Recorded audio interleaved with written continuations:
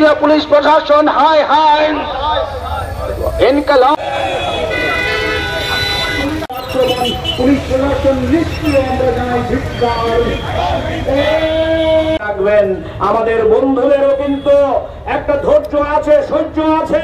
আমাদের সর্বোচ্চ কমিটির রাজ্য সম্পাদক মন্ডলীর নেতা আক্রান্ত হয়ে যাচ্ছেন, আমাদের বন্ধুদেরও কিন্তু ধৈর্যের একটা জায়গা আছে, আমাদের বন্ধুদেরও কিন্তু একটা সহ্যের জায়গা আছে।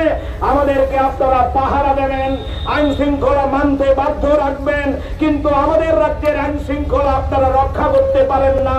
এই জিনিস তো হতে পারে না, এটা তো বিচারিতা। আমরা পুলিশকে আক্রমণ করার জন্য কথাগুলো বলছি না। সিদ্ধান্ত হয় সেক্রেটারিয়েটে, বিজয় কুমার অফিসে, বিজেপির হেডকোয়ার্টারে।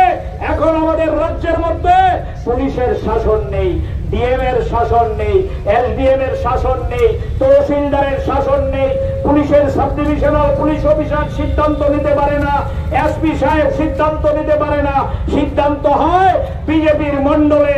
আগেই পুলিশের কাছে পারমিশন চাইলে তার চিঠির কপি মন্ডলে চলে যায়, মন্ডল যদি পারমিশন দেয় ওসি সাহেব কর্মসূচি করতে দেবে, না হলে কর্মসূচি করতে দেবে না। ওই জিজ্ঞেস করে দেখবেন, এখানে দাঁড়িয়ে আছেন আমাদের রাজ্যের প্রাক্তন মন্ত্রী।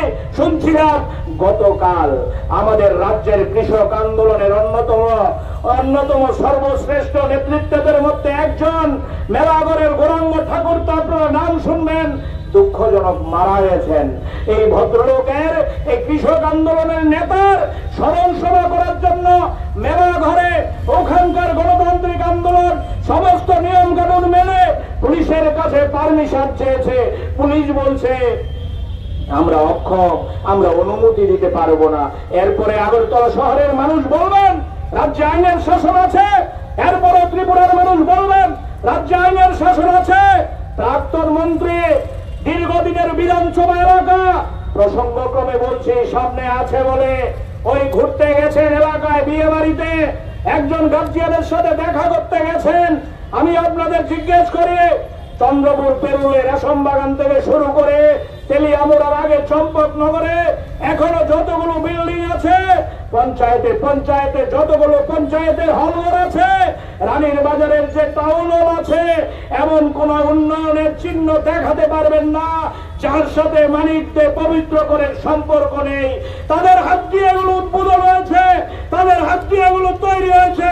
এই মানিকদের এলাকায় গেছেন, দুর্বৃত্তরা বলছেন এলাকায় যাওয়া যাবে না। এটার নাম আইনের শাসন? আমি জিজ্ঞেস করি আপনাদের, আমাদের দীর্ঘদিনের বিধায়ক রামনগরে ছিলেন 5 বছর রতন দাস, আমাদের জেলা সম্পাদক, ওনার এলাকায় মিটিং করতে গেছেন।